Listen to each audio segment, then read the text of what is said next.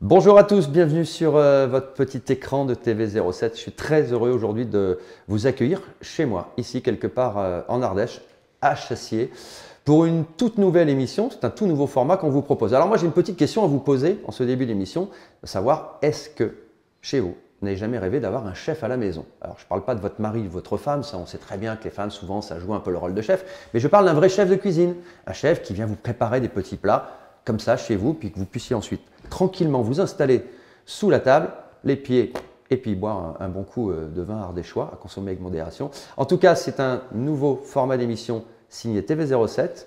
C'est Bienvenue chez moi et ça démarre tout de suite.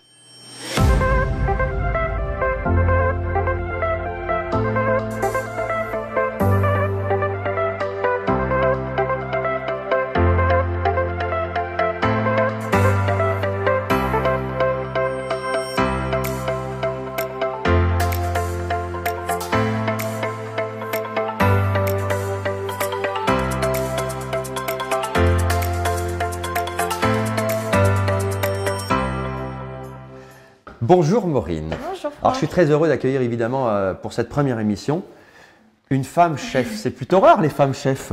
C'est vrai, on n'est pas très nombreuses. C'est vrai. Mais d'autant plus on est en Ardèche. formidable. On verra la suite un petit peu. Alors tu as accepté un petit peu de relever ce défi, de quitter ton confort de ta cuisine, de ton restaurant qui se situe à Saint-Cyr-en-Montagne.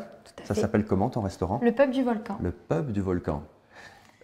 C'est une affaire familiale? C'est une affaire que ma maman a repris quand j'avais 7 ans. Et donc ça fait déjà, j'ai attaqué la cuisine parce que je savais que c'était mon métier, je savais qu'il fallait que je sois là à ce moment-là. Et donc quand j'ai fini le collège, je suis partie en apprentissage cuisine et j'ai fait 2 ans de CAP et 2 ans de BP. Et puis après ça va faire 8 ans que je suis dans la cuisine. D'accord, donc tu as commencé extrêmement jeune, puisque rappelons ton âge, tu as à peine 22 ans. À peine 22 ans. C'est ça, voilà. Tu cuisines quel type de restauration, quel type de cuisine chez toi? Alors je fais beaucoup de restauration traditionnelle parce qu'il faut savoir qu'on est bistrot de pays. D'accord. Donc il faut qu'on travaille presque 90% de produits ardéchois, locaux. Et c'est vachement important déjà de savoir d'où viennent nos produits pour pouvoir en parler à nos clients. Et puis ensuite, on a été labellisé maître restaurateur aussi en 2017. Je suis la plus jeune maître restauratrice de France et la plus jeune bistrotière de France. Quelle chance j'ai aujourd'hui d'accueillir une demoiselle comme cela. Rappelons-le également, présidente de la confrérie de la Maoche. Tout à fait. On s'est vu il y a quelques jours de cela pour un tournage qui s'est fait à Aubenas où tu étais venu avec tes confrères et tes consoeurs. C'est quelle aventure cette confrérie de la Maoche? Pourquoi avoir pris ce poste de président? C'est plein d'amitié. Et c'est vachement enrichissant parce qu'on découvre beaucoup de choses et j'ai envie encore de partager tout ça pendant des années. Ça serait formidable avec toute l'équipe qui est derrière moi et qui me soutient et qui est toujours là pour mes folles idées, comme on dit, ou pour leurs folles idées aussi à eux. Parce qu'avant tout, il faut savoir partager et se retrouver sur les idées. Donc c'est vachement important. Et c'est vrai qu'on est une super équipe, on s'entend très bien. Et la preuve en a été samedi, je pense que tout le monde a été ravi de la matinée et s'est rendu compte qu'il y avait une vraie amitié entre nous. Très bien, bon, en même temps, ça donne une jolie vitrine du plateau. Oui. Aujourd'hui, tu as un défi évidemment, en venant chez moi. Le défi, c'est de me revisiter une recette d'un plat traditionnel. En l'occurrence, tu as choisi un dessert. Oui. Pourquoi un dessert? Parce que dans mon resto, c'est moi qui fais tous les desserts. Donc voilà, en fait, avec ma maman, c'est réparti les rôles. Elle s'occupe vraiment de tout ce qui est des plats chauds et de la mise en place. Et moi, je m'occupe de la mise en place des desserts et de la mise en place des entrées. Donc, on a chacune notre partie. C'est la cuisine à 4 mains, comme on dit. Très bien. Alors, un dessert classique que tous les enfants, comme tous les grands, apprécient quand on va dans un restaurant, c'est l'île flottante. Alors, l'île flottante, c'est vrai que ça peut nous paraître un plat simple à réaliser. C'est une crème anglaise, des blancs. Mais là, aujourd'hui, tu as complètement déstructuré et complètement revisité à façon ardéchoise. Donc, évidemment, on va se mettre en place. Oui. Je vais te servir de commis si tu le veux bien. Donc, n'hésite pas. Voilà. Donc, voilà, nous sommes à présent sur le plan de travail donc, de ma cuisine où tu as installé, Maureen, les différents produits que tu vas utiliser donc, ce matin pour réaliser cette île flottante à l'ardéchoise. Tout à fait. Alors, que nous faut-il comme ingrédient? Alors, avant tout, l'île flottante, c'est quoi? On sait tous, c'est une crème anglaise. Voilà. Donc, pour faire une bonne crème anglaise, il faut des œufs, du sucre, du lait. Du lait. Alors, le lait? Ariadou, évidemment. Voilà, Ariadou, la laiterie Carrier. Tout à fait. Donc, que beaucoup de chefs ici utilisent. De montagne et de ma ferme. Du sucre, ce qu'il y a de plus normal. Tout à fait. Un sucre semoule blanc. Et évidemment, de bons œufs.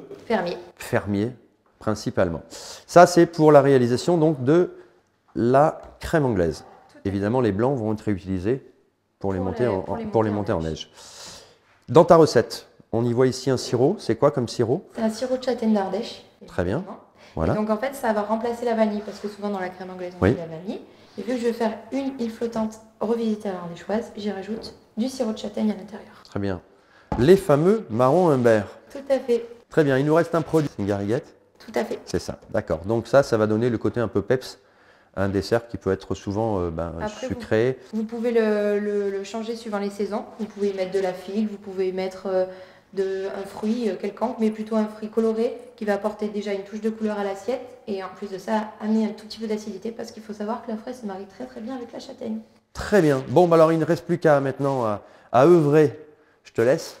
Voilà, ça y est, on a les ingrédients. On a la casserole, on a le cul de poule, on a la balance qui est importante. Très importante pour l'île flottante. Par quoi vas-tu commencer? Je te laisse faire. Je vais d'abord mettre mon lait à ébullition. Alors, tu mets combien de lait? 1 litre de lait. 1 litre de lait, très simple. C'est une recette pour environ 6 personnes. D'accord. C'est une recette vraiment qu'on peut faire à la maison, qui est très simple à réaliser. On va le faire donc bouillir. Jusqu'à ébullition. Très bien. Du temps, on va blanchir les jaunes d'œufs avec le sucre. Ok. Donc très bien. Donc on allume. Allez, c'est parti. C'est parti. Tac, c'est parti. On va le surveiller du coin de l'œil. Voilà, sinon ça déborde. Tout à fait. Ça, on n'en a plus besoin? On peut l'enlever. Voilà, c'est parti. Tac, poubelle. En avant. Allez, je prends mon cul de poule. Ok. Donc, on va mettre à peu près 125 g de sucre. Donc très peu sucré en finalité. Parce qu'après, il y a la crème de marron qui va apporter quand même quelque chose de très sucré. Donc il ne faut pas gâcher le goût. Et puis moi, mes desserts, j'aime pas les faire trop sucrés. Parce que je trouve qu'après un repas, on a besoin d'avoir de la légèreté dans la bouche. C'est très important. Ça, il y a un peu cette tendance aujourd'hui, moins de sel, moins de sucre, moins de graisse. Ça a changé par rapport à ta clientèle dans ton restaurant? Est-ce que les gens cherchent moins à avoir justement cet excès de produits pas très bons pour la santé, il faut le reconnaître? Alors, moi, chez moi, c'est vrai que ça a toujours été des gens qui viennent chercher de la simplicité et vraiment des produits locaux, de la charcuterie de montagne, de la truite J'ai ma pisciculture qui est à 15 minutes de chez moi. Très bien. Donc, c'est génial, je peux parler de tous mes produits, en fait. Même ma viande, je sais d'où elle vient. Quand j'achète à mon boucher, il me fait une feuille avec la provenance, où elle a été abattue, où elle a été élevée. Même, je peux aller voir mes bêtes juste avant pour voir si elles se portent bien et que je peux les servir dans mon restaurant. C'est beau ce plateau ardéchois quand même. Ah oui, c'est magnifique, qu'est-ce qu'on y est bien. Donc là, le sucre est dans le cul de poule. C'est ça. Alors, ensuite, les œufs. Oui, il me faudrait un récipient pour que je puisse mettre mes blancs. Alors, on va mettre… Voilà, tiens. Voilà. C'est parfait. Tac, je te laisse préparer. Donc là, je vais mélanger mes jaunes avec le sucre. Voilà. Et garder mes blancs pour après, pour les monter au batteur. Okay. Donc voilà. La technique la plus simple. C'est celle-là. Donc il faut après très vite remuer pour éviter que le jaune cuise. C'est ça. C'est ça, l'action du sucre sur le jaune d'œuf. Cette action de cuisson. Après, là je mélange, je vais garder mes blancs à part, mais des fois ma crème anglaise, comme par exemple il me reste des blancs pour faire de la meringue ou quoi que ce soit, je m'embête pas, je laisse mes blancs dans la crème anglaise et ça monte quand même, parce qu'au moins on jette rien. Et il faut éviter de gaspiller au maximum. Alors, petite question sur les œufs. On parle souvent, soit les œufs on garde au frais, soit les œufs on les garde plutôt à température un peu plus modérée. Oui. Comment toi tu fais avec les œufs? Moi, je les laisse à température ambiante. Ambiante, d'accord. Mais du coup, j'ai de la chance parce que j'ai quelqu'un qui me livre des œufs, donc j'ai toutes les semaines des œufs bien frais. Donc il y a un débit important. Oui. Donc du coup, avec le restaurant, j'ai vachement de débit sur les œufs et au moins je sais d'où ils viennent. C'est le petit fermier à côté de chez moi, donc c'est super. Très bien. Donc voilà, donc 6 œufs au total. 6 œufs. 6 œufs. 1 litre de lait et 125 g de 125 sucre. G Après, de sucre. plus ou moins, ceux qui aiment plus le sucre, on peut en rajouter, ça ne va pas changer la recette. Ouais, sachant, comme tu disais tout à l'heure, il va y avoir le la sirop crème de marron et le sirop qui va va rajouter du sucre. Très bien.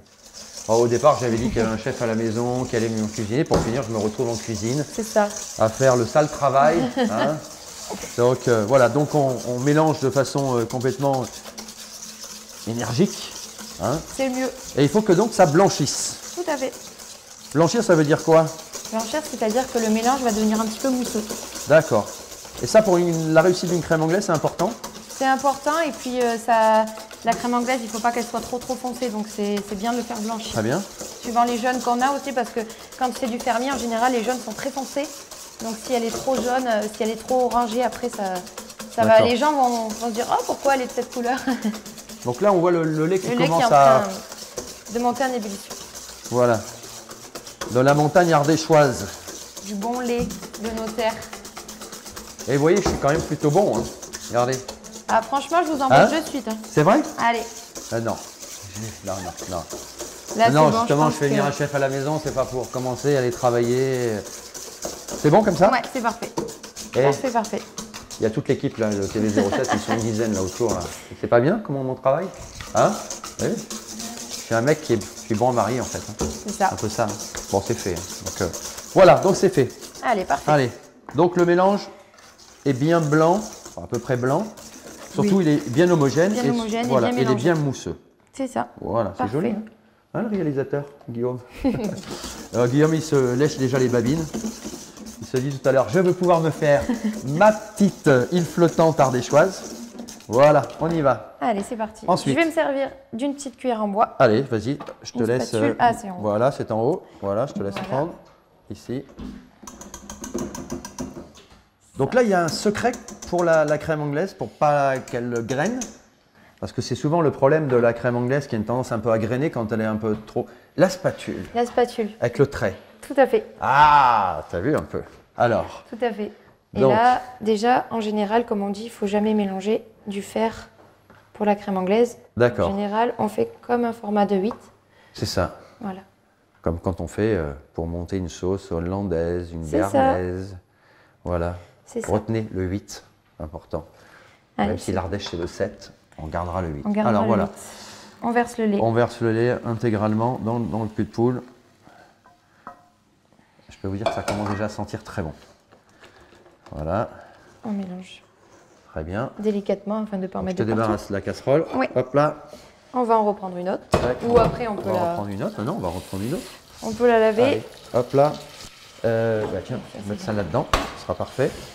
Donc là, on va le remettre en chauffe. Oui. Alors l'idéal, un petit conseil, c'est de la faire la veille, la crème anglaise, afin qu'elle soit bien froide et qu'elle ait bien toutes ses saveurs. Très bien. Et là, je verse tranquillement. Voilà. Et donc là, on va la remettre en cuisson. Pour nos amis qui nous regardent, une crème anglaise, ça tient combien de temps au réfrigérateur? Environ 3 jours. 3 jours, maximum, d'accord. parce que les œufs, après, c'est... Ça peut être un peu dangereux. Voilà. Très bien. Donc On 3 évite. jours. Donc en cas où nos amis ne sont pas 6 à manger l'île flottante, ils peuvent s'en faire Tout à tous fait. les jours pendant 3 jours. Voilà. Voilà, le dessert de la semaine. Et puis, c'est ce que je veux aussi, c'est pouvoir réaliser des recettes Oui. que les gens puissent réaliser chez eux, parce que faut pas qu'un restaurant, ça reste inaccessible à la réalisation, et c'est important, en tant que chef, de pouvoir transmettre ses valeurs et transmettre ses recettes à nos clients. Très bien. Et du coup, l'avantage quand on fait des recettes simples, c'est que tout le monde peut les réaliser chez soi par derrière. Sûrement dans ton restaurant, là, tu tournes essentiellement avec des locaux ou c'est aussi l'été, évidemment, le tourisme important sur le plateau Alors, j'ai une grosse clientèle locale, local? un gros bassin albenacien qui vient D'accord. dans mon restaurant. Et après, j'ai énormément de touristes, parce que nous, il faut savoir qu'on est sur la route qui mène au Mont-Gerbier-des-Joncs. Donc là, c'est bon, elle est cuite. Elle est cuite. À Voilà. quoi tu le vois? Tu peux nous Parce que donner là, elle une commence à indication? bouillir, donc il ne faut pas la laisser plus. Ok, d'accord. Et Sinon, là, après, tu stoppes la cuisson? Je stoppe la cuisson. Voilà. Puis j'enlève. Hop là. Tac, on coupe. Hop là, voilà. Et là, déjà, elle a épaissi. Ok. Et maintenant, je vais la laisser refroidir au frais. D'accord. Donc on remet ça dans le cul C'est de ça. poule. Et je vais y rajouter tranquillement Ah oui, donc ok. Tu vas y rajouter le sirop. le sirop. Donc évidemment, on pourrait la parfumer à un tas de choses. Ce qu'on veut. Ce qu'on veut. On peut y mettre pour les gourmands qui aiment les fruits, on peut y mettre du sirop avec D'accord. du fruit, ce qu'on veut. Très bien. C'est nous qu'on choisit. Donc ça y est, notre Crème anglaise. est crème prête. anglaise est prête. Donc Je là, vais y rajouter. tu rajoutes un petit peu comme ça à vue d'œil? À vue d'œil, oui. Oui. Je le mets vraiment. En fait, c'est chacun à son goût. Après, chacun va rajouter comme il veut. Là, déjà, je vais en rajouter un petit peu et je vais attendre qu'elle refroidisse parce qu'elle aura vraiment le goût de la châtaigne quand elle sera froide. Très bien. Ok. Donc, j'en mets un petit peu déjà pour qu'elle commence à prendre le goût le temps qu'elle refroidisse. Très bien. Donc ça va partir au frais combien de temps? 1 heure? Une bonne heure là? Même Ouais. 2 heures. Quand on l'a fait le matin, il faut bien 2-3 heures de frais. C'est pour ça que l'idéal est de la préparer la veille. Ok. Voilà, ça y est, la crème anglaise est partie refroidir dans le réfrigérateur. Évidemment, il y a l'étape maintenant des blancs neige. Un robot, ça nous évite au fouet, ce qui est quand même plus sympathique. Donc là, on a les 6 œufs. On a les 6 œufs qui nous restent, les Voilà. 6 blancs d'œufs qui nous Alors, restent de tout à l'heure. le blanc d'œuf qui va être monté en neige, tu vas le sucrer également. Je vais le sucrer. Alors par contre, voilà, j'ai toujours eu ça l'habitude, c'est de faire tout à l'œil. Donc je vais vous montrer, en fait, il faut qu'on rajoute du sucre dès que les blancs commencent à se décoller de la paroi. Et après, on rajoute le sucre en fonction de ses goûts aussi, c'est toujours pareil. Là, je vais juste le sucrer afin qu'il ait une bonne contenance, parce que pour la petite histoire, je fais mes blancs au four, donc il faut qu'ils soient un peu plus fermes. Et je les fais au four parce que c'est un gros gain de temps. En 3 minutes, c'est cuit à 180. Et il ne faut surtout pas oublier de faire préchauffer le four à 180 degrés. C'est fait. Elle me l'a demandé juste avant. Donc, bon, voilà, allez, je te regarde faire. Allez, c'est parti. Allez, c'est parti. Donc, on met les blancs dans la cuve du batteur. Voilà, très bien. Hop. Allez, hop là. Et on va être parti pour... Je sais pas comment il se Ouais, bloque. je vais t'aider. Ouais, parce que je connais pas le matériel. Tac, voilà. Allez, c'est on va parti. la baisser. Voilà. On le met. Et on y va. Ça fait un peu de bruit.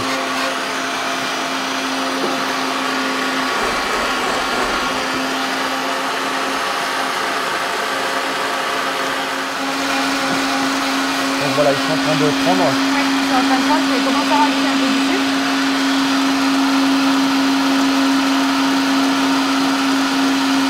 Je vais voir si j'en rajoute après. D'accord. Suivant la fermeté du blanc. Je vais le montrer à la caméra. Ah, simple, hein. On va rajouter un peu.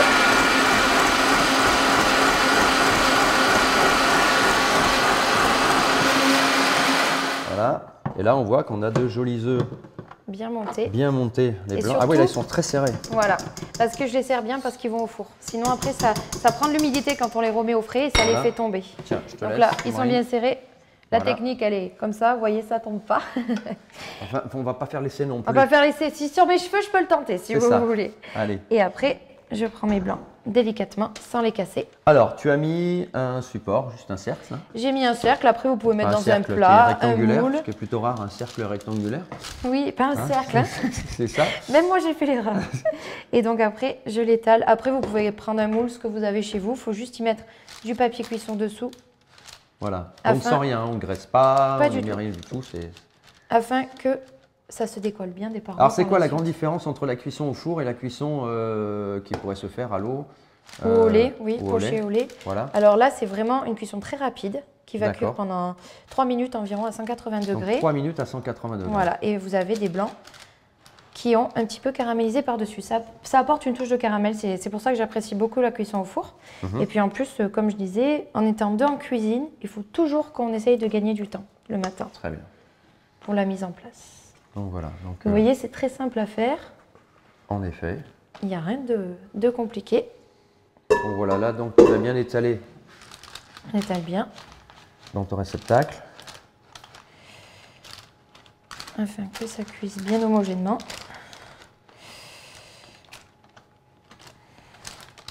Et Voilà. après, ça va venir se détailler pour... Et après, ton on support. va faire des petits morceaux avec les cuillères. Après, vous faites un décor, D'accord. vous pouvez prendre un boulier, c'est vous qui voyez, D'accord. comme vous préférez. Voilà, Ok. et c'est parti. Le four, il est chaud. Allez, on y La va. magie, on ouvre le four. Allez. Et on y va. Ça se met... Oui, Ouais, tu peux comme le... ça. oui, tu peux le mettre où tu veux. Et après, je vais quand même les surveiller parce qu'il faut savoir que suivant les fours, suivant ce qu'on a, ça va cuire plus ou moins vite. Donc du coup, je vais les surveiller. Et en fait, je serai qu'ils sont cuits dès que tout le dessus sera doré uniformément. Très bien. Donc là, on est tranquille. La crème anglaise repose. C'est ça. Et blanc, qu'est-ce qu'il nous reste à faire maintenant? Il nous reste à faire un petit caramel. Allez, on y va pour le caramel, tout de suite. Donc voilà, donc tu as déjà préparé la petite casserole. Voilà, donc je mets du sucre et je fais pas un caramel à sec, donc j'y rajoute de l'eau. Et donc l'eau, en fait, je la mets juste à couvert, vraiment qu'elle dépasse un petit peu. Mais vous raterez pas votre caramel si vous mettez trop d'eau, c'est juste qu'elle va mettre plus de temps à s'évaporer. Mais c'est pas un problème. Je pose donc pouf, sur la plaque de cuisson. Je laisse faire Franck pour allumer la plaque. Voilà, un petit bip et on va remettre à fond. On va mettre à fond, donc on va le mettre comme ça. Allez, voilà. Donc voilà, donc on est parti pour quelques minutes. Voilà, donc le caramel fini, on y va pour les décorations. Tout à fait. Donc alors, là, une cuillère, tout simplement. Cuillère, et après, on se laisse aller à l'imagination. Après, vous pouvez le faire sur un dôme, une louche, ce que vous voulez. Comme vous avez fait lors d'une ça. émission qu'on avait fait qui s'appelait Toc Toc Toc, qui est là, avec Alban Guim. On salue le Mas de la Madeleine à l'Argentière. Donc moi, là, ce que je fais souvent, je fais des flammes. D'accord. Donc ça va donner ce côté aussi croquant au dessert, qui reste quand même sur un dessert assez mou. Assez léger. Et léger. Donc là, je fais des ronds. D'accord. Là, il commence à prendre, il n'est pas... Donc là, ensuite, il va durcir tout naturellement. Il va durcir, tout à fait. Voilà. Hop, après, vous pouvez faire des zigzags. C'est vous qui voyez. Vous faites ce que vous voulez. Voilà. C'est votre imagination. Donc là, on a le caramel qui va durcir tranquillement. Oui. Ça, on ne le met pas, surtout pas au réfrigérateur. Ah non, surtout pas, sinon ça va amener de l'eau et ça va amener de l'eau. Donc on le laisse tranquillement. On se retrouve ensuite pour le dressage. Tout à fait. Puisque ça y est, c'est terminé. On a fini la recette. Très bien. Allez, on se retrouve tout de suite. Allez. Du coup, voilà, donc les œufs sont cuits. Tout à fait. Les blancs neige. C'est parti. Donc voilà, tu les sors donc du four. On rappelle 180 degrés pendant quelques minutes. Oui, alors après ça dépend des fours. Donc très bien. Vous voyez. Alors, le résultat, c'est joli. Il faut que ça soit comme ça. Il y a un côté cristallisé, un peu doré, qui va donner un peu de craquant d'ailleurs. Qui va amener un petit peu de craquant et ramener un petit goût de caramel parce que ça aura caramélisé par-dessus et ça sera avec que évidemment meilleur. avec le sucre qui était dans les blancs. Voilà. Très bien. Donc ça, c'est pareil, on va laisser refroidir. On va les réserver au frais. Ok. Ça, on met au réfrigérateur ou on le laisse à température? Non, on le met au réfrigérateur. Au réfrigérateur. Eh bien, très bien. Allez. Donc, allez, hop là. Hop. Voilà. Fais ça. Et donc, je vais le mettre au réfrigérateur. C'est parti. Voilà.